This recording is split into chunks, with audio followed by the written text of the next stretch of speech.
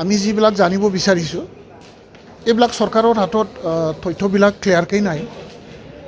আৰু আমি স্কুল প্ৰভিঞ্চিয়েলাইজেশ্যনৰ ক্ষেত্ৰত 6.3 যিটো আমাৰ স্কুল প্ৰভিঞ্চিয়েলাইজ কৰাৰ যি এটা দফা আছিল ইয়াৰ ওপৰত এটা প্ৰশ্ন আছিল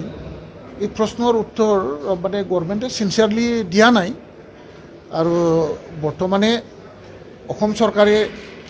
বেলেগকৈ কয় BTC চৰকাৰে বেলেগকৈ কয় অসম চৰকাৰে কৈছে যেটো স্কুল প্ৰভিঞ্চিয়েলাইজ কৰাৰ যেটো কাম এইটো BTCৰ স্কুলবিলাক কলেজবিলাক BTC কৰিব আৰু এইবিলাক BTCয়ে কোনটো আইনত কোন গাইডলাইনৰ বা কোন ৰুলছৰ অধীনত এই স্কুলবিলাক প্ৰভিঞ্চিয়েলাইজ কৰিব ইয়াৰ চিনচিয়াৰলি তেওঁলোকৰ উত্তৰ নাই এই হেতুকে আমি দাবী কৰিছিলোঁ এইটো এটা চুক্তিৰ এটা দফা হয় দফা ইমপ্লিমেণ্টেশ্যন কৰাৰ দায়িত্ব চৰকাৰৰ হয় সেইটোকে 6.3 এটা খুব সেনচিটিভ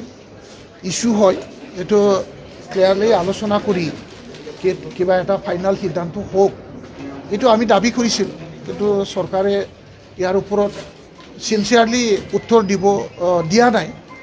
মানে তেওঁলোকৰ মানে অনিচ্ছাহে দেখা যায় এইটোকে আমি ভাবিছোঁ যে BTCৰ যেটো স্কুল প্ৰভিঞ্চিয়েলাইজেশ্যন কৰাৰ যেটো দায়িত্ব সেইটো BTC গভৰ্ণমেণ্টৰে যেতিয়া BTCয়ে ইয়াৰ ওপৰত চিনচিয়াৰলি অলপ আমি কাম কৰিব লাগিব আৰু BTCয়ে এইটোৰ ওপৰত এটা প্ৰভিঞ্চিয়েলাইজেশ্যনৰ কাম খুব গুৰুত্ব দি পেলাই কৰিব এইটো আমি আশা ৰাখিছোঁ ইয়াৰ পিছত আমি মাল্টিয়াৰ্ছৰ ক্ষেত্ৰত অকল মাত্ৰ কেনেকৈ 193 জনকে দিব পাৰিলে এইবাৰ যোৱাবাৰৰ যেটো 25 কোটি টকা 500 জনৰ এক্সগ্ৰেচিয়া দিব পৰা যেটো বাজেট প্ৰভিজন আছিল ইয়াৰ ভিতৰত মাতুন 193 কিয় দিলে তেওঁলোকে ক্লিয়াৰলি ক'লে যে তেওঁলোকৰ হাতত এতিয়া মানে মাল্টিয়াৰ্ছৰ লিষ্ট নাই মাল্টিয়াৰ্ছৰ তেওঁলোকৰ হাতত তথ্য নাই কাৰণে তেওঁলোকে মাত্ৰ এইখিনি দিব পাৰিলে তেতিয়া আমাৰ প্ৰেছ মুছাহাৰী সন্মানীয় MCLA ডাঙৰীয়াই এইটোৱে প্ৰশ্ন কৰিছিলে যে এফচু আন্দোলন BLT আন্দোলন 2003 চনত যিমান মাল্টিয়াৰ্ছৰ লিষ্ট আছিল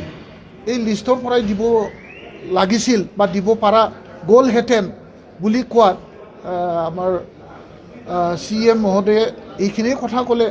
যে মানে যেটো 2024 চন আগৰ যেটো লিষ্ট এই লিষ্ট কোনোকো ষ্টেট গভৰ্ণমেণ্টৰ বিশ্বাসত লোৱা নাই ইয়াৰ কাৰণে এইটো আকৌ স্ক্ৰুটিনি কৰাৰ প্ৰয়োজন হৈছে এইটো আকৌ স্ক্ৰুটিনি কৰিব বুলিহে আজি সদনত স্পষ্টকৈ আমি জানিব পাৰিলোঁ সেই অসম চৰকাৰে ঘোষণা কৰা মানে যেটো 2024 চন BTC গভৰ্ণমেণ্টে মানে ফাইনাল সিদ্ধান্ত কৰি তেওঁলোকে দিয়া যেটো লিষ্ট এই লিষ্টৰ ওপৰতো আজি সন্দেহৰ মানে এফচু আৰু BLTৰ মাল্টিয়াৰ্ছৰ ওপৰত সন্দেহ আহিছে বুলি কোৱাত খুব আশ্চৰ্যজনক হৈছে আৰু আমি খুব মনত দুখ আৰু বেদনা লৈ পেলাই আজি আপোনালোকৰ জৰিয়তে আমি ৰাইজক জনাবলৈ বাধ্য হ'লোঁ এইখিনি কথাটো